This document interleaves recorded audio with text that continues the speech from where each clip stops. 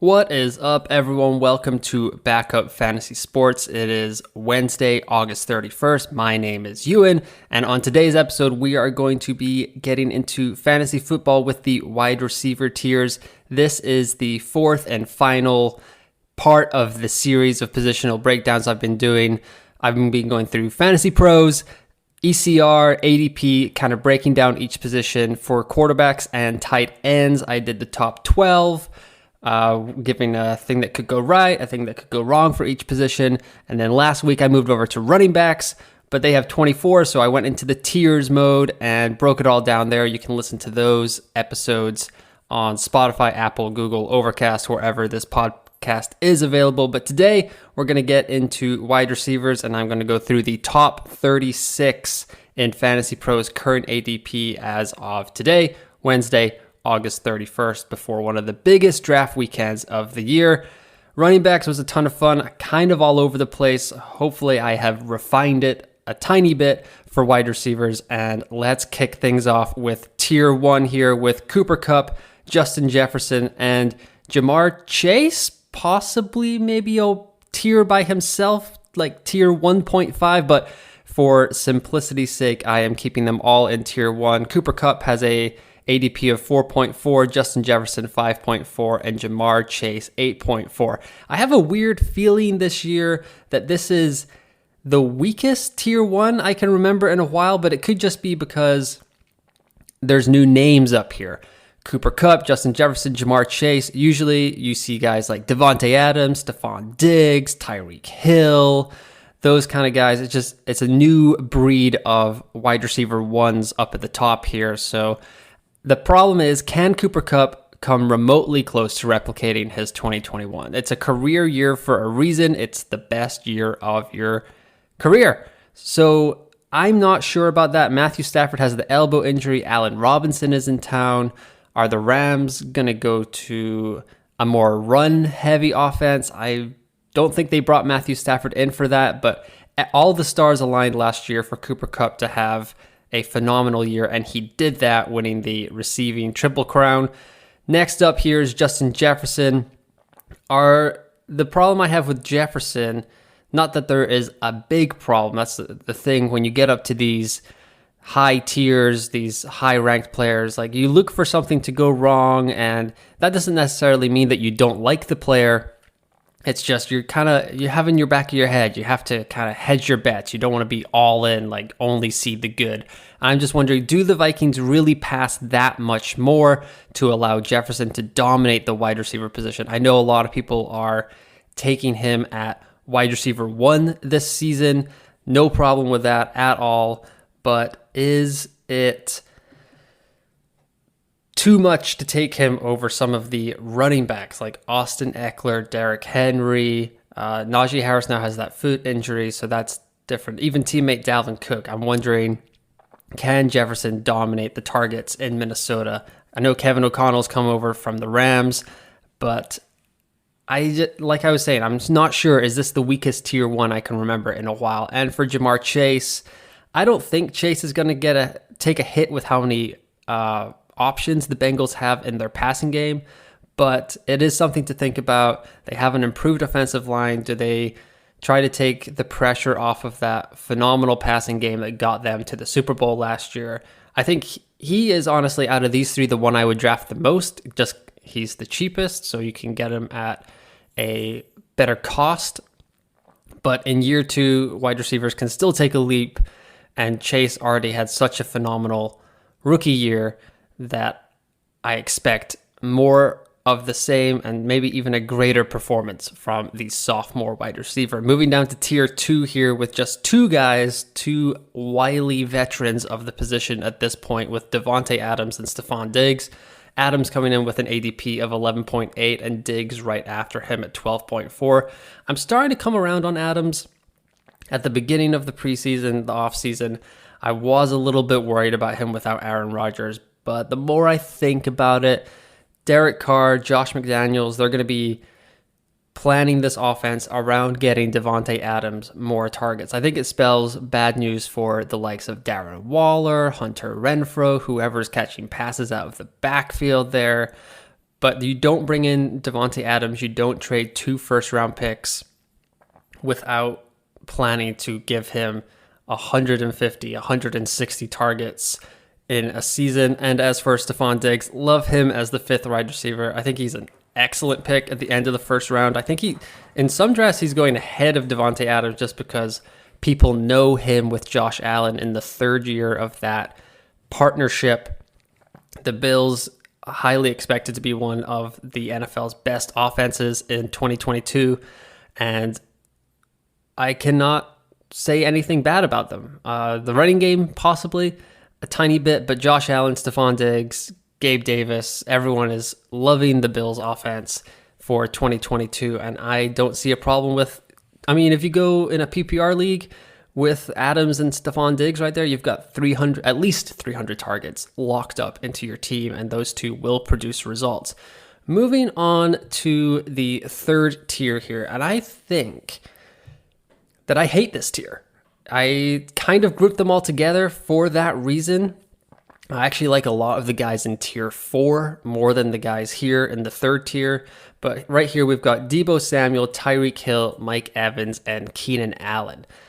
I have so many concerns with everything going on here, but that's also, I'm hedging my bets by putting them in tier 3 because all of my concerns could be gone by the time all the games end in week 1. For Debo Samuel, it's Trey Lance. I'm really unsure of how that passing game in the Bay Area is going to go. Debo Samuel, Brandon Ayuk, George Kittle, who's someone, they're all going to get targets. I just don't know if they're going to get enough targets to be drafting Debo Samuel where he is right now at 16.8 in Fantasy Pros ADP. I know he has the rushing upside. He just signed that new contract, but he's talked about not wanting to do that. Trey Lance is going to take some of that running game pressure off of Debo Samuel, and if that is the case, is he as valuable as he was last year? Same kind of deal here with Tyreek Hill and Tua Tagovailoa. He is going to a new team, but Jalen Waddle is a star on the rise. He got paid a lot. Dolphins offense seems one of the polarizing subjects in the fantasy football world this season. You're kind of in on the Dolphins or you're out on them. And for me right now, I am out. But like I said, this is the whole thing with this tier. I think everything could be fixed by week 1 if all the things go right. If it looks good on the field, everyone's going to be playing all the snaps. It's not preseason where you're getting half a game of data. It could make Tyreek Hill look like a steal as a former first-round pick, now going in the later half of round 2. Mike Evans with an ADP of 27 overall. Bucks are just so banged up here. It could mean he's a target hog. Highly likely that is the case, but there's just something about Tampa right now that I'm not buying. They're too injured. Bad vibes around the team. I'm not in there. Mike Evans at the beginning of the 3rd round is fine, but there are other guys that I would rather just wait a couple of picks for and take him there. And then Keenan Allen, just the lack of touchdown upside. And for the last 5 seasons, he's got 6 touchdowns. The other one was 8. So just no double-digit touchdown upside. I think that's always kept him from joining the upper elite. So in contrast to tier 3, tier 4 is probably my favorite tier. I want to get like 3 of these guys from this group of wide receivers, and that is CeeDee Lamb, AJ Brown, T. Higgins, Michael Pittman, and DJ Moore. CeeDee Lamb with an ADP of 19.4. So he's actually ahead of Tyreek Hill, Mike Evans, and Keenan Allen, but I was keeping my tiers nice and neat, I think. And then AJ Brown, 29.8, T. Higgins, 32.6, Michael Pittman, 35.2, and DJ Moore, 43.4. Pittman and Moore are criminally underdrafted at those positions, so I will happily take them in any draft I do for the remainder of the season. CD's going to dominate targets in Dallas. It's kind of talking out both sides of my mouth here because that's the exact same situation that Mike Evans is. in Tampa Bay, but I've just got a better feeling about Dallas for 2022 they chose to let Amari Cooper go because they knew CeeDee Lamb was on the rise, whereas the Bucs are hoping Chris Godwin comes back. They've signed Julio Jones, they've signed Russell Gage, just slightly different, but I definitely realize the hypocrisy in that statement as well. AJ Brown moving to Philadelphia is super exciting because I don't think you trade for a talent like AJ Brown without planning. It's just kind of like the Devonte Adams thing.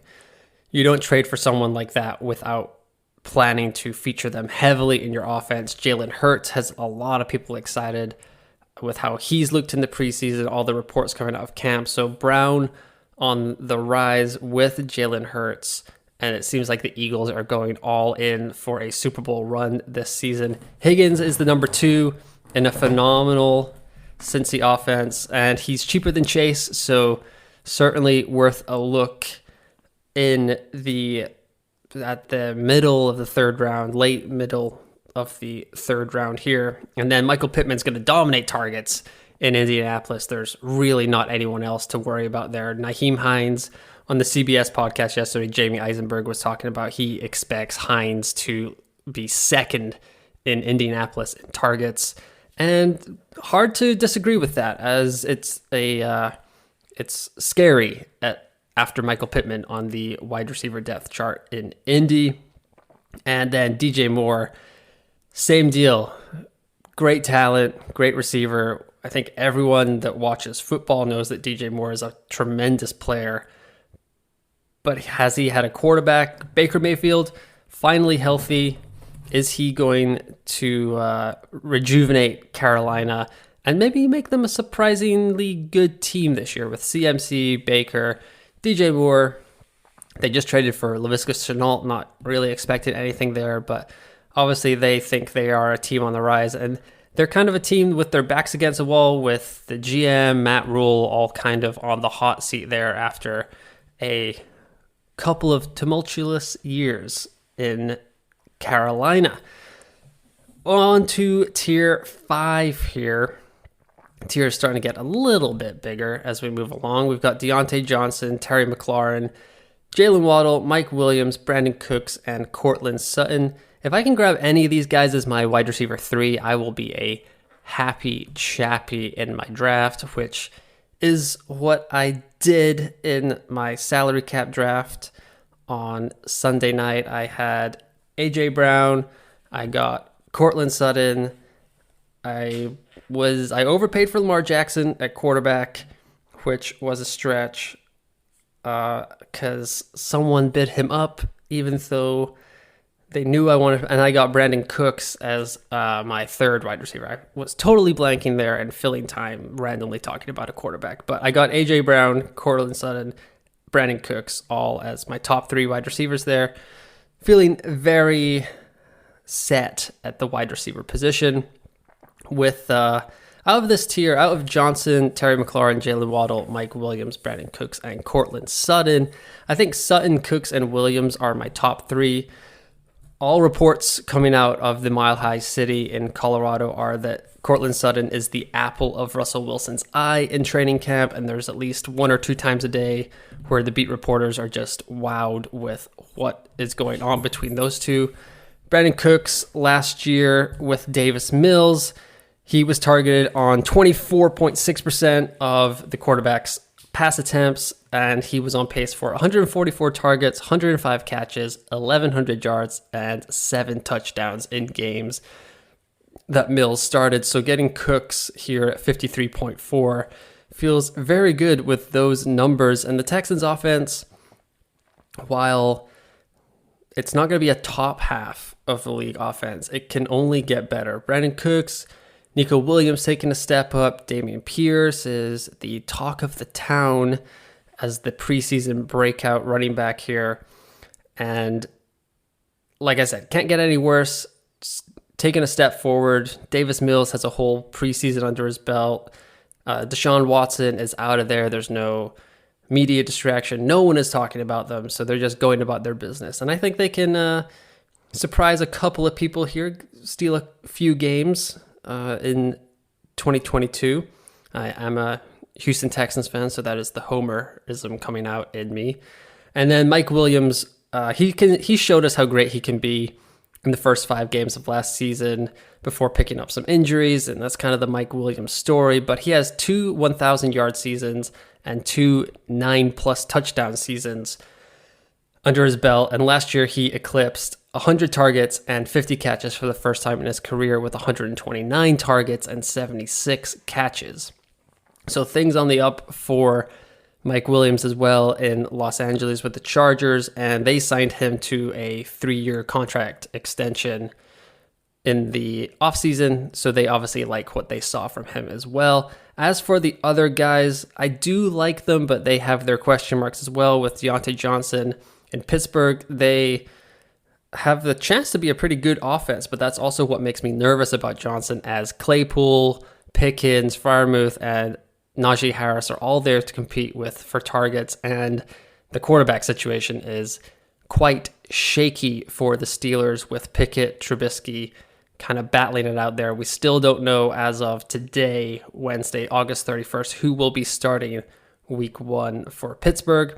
As for Terry McLaurin, F1, he has Wentz as quarterback and a new teammate on the block in Jahan Dotson. He has been dominating targets in Washington since he arrived, and it will be interesting to see how the Commanders incorporate their first-round pick with McLaurin as the season moves along. But I just don't believe in Carson Wentz being on his 3rd team in 3 years is not a good sign for the one-time MVP candidate. And as for Jalen Waddle, he has a chance to be great here, but competing with Tyreek Hill for targets is surely going to change his role a little bit, and we probably won't know what that looks like until week 1. So once again, just kind of hedging my bets here. Maybe Waddle could move up a tier.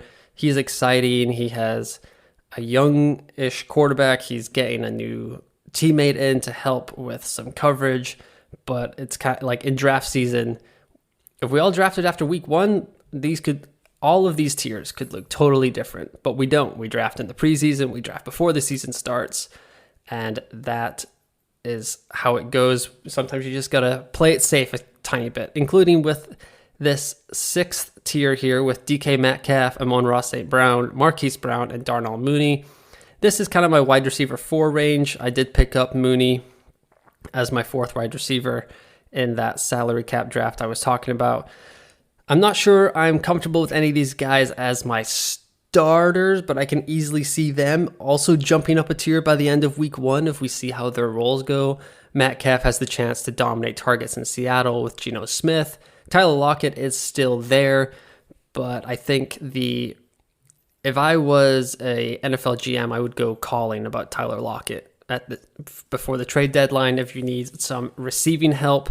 As for Amon-Ra St. Brown, he could be the truth. He could be the breakout. He could be the day 3 pick that breaks the mold and has everyone talking about, well, day 3 picks can be successful. Amon-Ra St. Brown, like they will just talk about him for years and years. But when he was successful last year, Swift and TJ Hawkinson were both out, both dealing with injuries, and Detroit was just a very pass-happy offense. And that passing guy is still Jared Goff, so it is tough to trust. As for Marquise Brown, he reunites with Kyler Murray, so that's great. I fully expect he's probably the least likely to jump up a tier if those guys connect on a couple of long balls through the first couple of weeks. Kyler Murray is a much better deep passer than Lamar Jackson, and that's kind of where Marquise Brown excels, so that connection from the OU days could flourish and have us all regretting not believing in Marquise Brown a little bit more. I just need to see it on the field for a couple of weeks before I move him up at all. And as for Darnell Mooney, he could easily be one of those tier 4 guys that I mentioned earlier. So that CeeDee Lamb, AJ Brown, T. Higgins, Michael Pittman, DJ Moore tier. Darnell Mooney could easily be in that tier by the time I do this episode in 2023. But the Bears offense is questionable at best and certainly could hold him back from reaching the heights that we all think he can. Moving on to the second to last tier here, tier 7, starting to get into very uncomfortable range-ish here, more wide receiver 4 guys, but I just kind of question the upside here. We've got Amari Cooper, Jerry Jeudy, Chris Godwin, Gabriel Davis, Allen Robinson, and Adam Thielen. Cooper with Jacoby Brissett as his quarterback for 11 games. Just no thank you. Maybe when Deshaun Watson comes back, but it's just going to be a strange season in Cleveland. As for Jeudy, he has the pedigree as a former first-round pick. He hasn't put it all together yet. Interested to see how this goes in Denver, as the new head coach is coming from a system where, when it was the Devonte Adams show, I said it on the running backs podcast last week, that no wide receiver or no teammate of Devonte Adams saw more than 75 targets after his third season with Aaron Rodgers. So I'm wondering if Nathaniel Hackett is going to bring that over to Denver, and it's going to be the Courtland Sutton show. There is a possibility that we're just all being tricked here, and Jerry Jeudy is going to be the wide receiver 1 in Denver, and for some reason we have all just gravitated towards Courtland Sutton following the beat reporters in Colorado. But I am curious to see how Jeudy's role in Denver goes. I mean, there were reports earlier in training camp that Tim Patrick was actually going to be the second wide receiver on the field when Denver went to 2 wide receiver sets. So that didn't sound good for Jeudy. I'm sure that's changed now that Tim Patrick is out for the season with an ACL injury, but still to be determined how Jeudy is going to fit into this new offense. As for Chris Godwin, he's coming off that late season ACL. Reports in camp earlier were positive, but it seems to have been trending in the wrong direction the more time we've seen him on the field. Gabe Davis, preseason hype, makes me nervous, and I'm hedging here so I don't burn myself. Everyone loves Gabe Davis. He is like inside the top 50 picks on ESPN, which is absolutely outrageous. So I guess I am resigned to not getting Gabe Davis in those ESPN drafts this weekend, because I will not be grabbing him there. I did grab him in my salary cap draft, so I did believe the hype a little bit. I'm trying to see how much he went for in a $200 budget. I got him for $15, so I had some money to spend in the middle of the round, so I wasn't scared to kind of overpay a little bit for him. I just wanted a single share before the 2022 season kicks off. And then here we've got Allen Robinson and Adam Thielen as kind of wild, like veterans of the game. Robinson's finally playing with a good quarterback, and from the produced TikToks and Twitter clips that have been going around from Rams training camp, he seems like a pretty sturdy red zone target for Matthew Stafford. Not sure how many catches he gets, but he could be great in some standard and half PPR leagues if he does become one of the go-to options in the red zone for the Rams. And then Thielen, he kind of feels super undervalued in standard and half PPR leagues, but I understand his ADP here as 70.4 for PPR. The 100 catch days are gone, but I expect him, like Robinson, to catch a lot of touchdowns in this Vikings offense. And moving on to the final tier here of the top 36 wide receivers in Fantasy Pros ADP, we've got Juju Smith-Schuster, Hunter Renfrow, Elijah Moore, Michael Thomas, Devonte Smith, and DeAndre Hopkins. This is the I don't know what to do with y'all tier. Juju has a chance to show everyone it was Big Ben's fault that his career kind of took a nosedive after Antonio Brown left. He's going into a situation with Patrick Mahomes, who's going to be the best quarterback he's ever played with. There is a gaping hole there to be the number 1 wide receiver. I won't say the number 1 target, because Travis Kelsey is there, and Juju has the chance to fill that for Kansas City. They even redid his contract. He was signed before Tyreek Hill was traded. Now they've waited a few months, but he's now gotten a restructured contract from the Chiefs for some more money, as he looks to rebound from a couple of down years in the NFL. I'll never manage to rank Hunter Renfrow all that high, and now he's competing with Devonte Adams for targets, so that's really tough for him to move up a tier. Elijah Moore has a quarterback problem. That's if it's Zach Wilson or Joe Flacco. I mean, I know there were some quotes going around that Joe Flacco throws a more catchable football than Zach Wilson, but that still doesn't make Joe Flacco a good quarterback to have if Elijah Moore is someone you want to target in fantasy football this year. I'm personally not a fan of Michael Thomas. Don't really like how he's operated off the field, even on the field the past couple of seasons. We haven't seen him on the field for 2 seasons, to be honest. Could make me look like an idiot here, and he could be in tier 2 by like week 4 if we were redoing this episode in like a month's time. But for now, I'm perfectly fine kind of avoiding Michael Thomas. I will trade for him if need be come mid-season. Devonte Smith had a productive rookie year, but it remains to be seen how the A.J. Brown trade affects his stock and this offense altogether. I have a sneaky feeling it could be a high tide raises all boats kind of deal in Philadelphia. But once again, it's tough right now in preseason. We're 1 week away from the games starting for real, and we just won't know until we see all of these players on the field in week 1. So right now we're just taking our best educated guesses and hoping that we get a couple of these calls right. And then for DeAndre Hopkins, he's going to miss the first 6 games of the season, and he is coming off his lowest Pro Football Focus grade season since 2016. Is it the beginning of the end for DeAndre Hopkins, or was it the injury and now it's just a suspension, so his price is just suppressed a lot more than it should be? That remains to be seen. So that is the wide receiver tiers. I'll just go through those one more time. So in tier 1, we've got Cooper Kupp, Justin Jefferson, Jamar Chase. Tier 2 is Devonte Adams and Stefan Diggs. Tier 3 is Debo Samuel, Tyreek Hill, Mike Evans, and Keenan Allen. I really don't like that tier. Tier 4 is CeeDee Lamb, AJ Brown, T. Higgins, Michael Pittman, and DJ Moore. Tier 5, we've got Deontay Johnson, Terry McLaurin, Jalen Waddle, Mike Williams, Brandon Cooks, and Cortland Sutton. The 6th tier here is DK Metcalf, Amon-Ra St. Brown, Marquise Brown, Darnell Mooney. Tier 7 is Amari Cooper, Jerry Jeudy, Chris Godwin, Gabriel Davis, Allen Robinson, Adam Thielen. Tier 8 is Juju Smith-Schuster, Hunter Renfrow, Elijah Moore, Michael Thomas, Devonte Smith, and DeAndre Hopkins. Whew. All right, let's wrap this thing up with my top 12 wide receivers for 2022.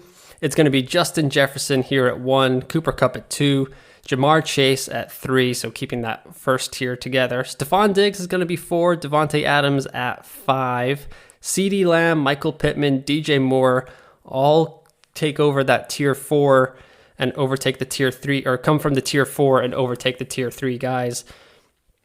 Not sure if that is how this exercise should work, but that is what I'm going to do for now.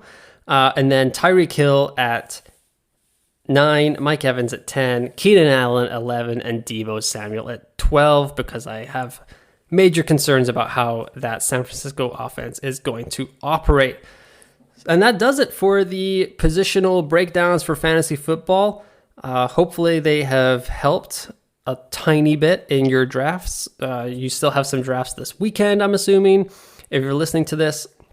So hopefully that this can help you at the wide receiver spot. You can follow me on Twitter at UN or you out. That's EUAN or you out. This year for NFL, I will be writing for the 3rd season in a row now. I'll be writing the NFL DFS Premium Values article over on rotoballer.com. They have a membership option that's excellent. If you're super into DFS, you can get all the sports covered: baseball, football, basketball, golf, hockey, WNBA, soccer. It's all there on rotoballer.com. So I would highly suggest going over there, and you can hit me up on Twitter if you need a promo code for that. And you can like and subscribe to this podcast on Apple, Spotify, Google, Overcast, all those fun places. I will be doing a weekly fantasy football preview podcast on Fridays for the rest of the season. Not sure how I'm going to structure that yet, but it will be a week-by-week preview for sure. But it will not start next week. I am on vacation. I always do this. I always take the first week of the season off, go on vacation before I semi-ignore my wife for about 3 or 4 straight months as football season and baseball postseason comes along. So that will be important. So I will be back for week 2 of the NFL season and then every week after that. I hope this has helped you. I hope you have a great final weekend of drafting. And once again, thanks for listening, and I will talk to you next time.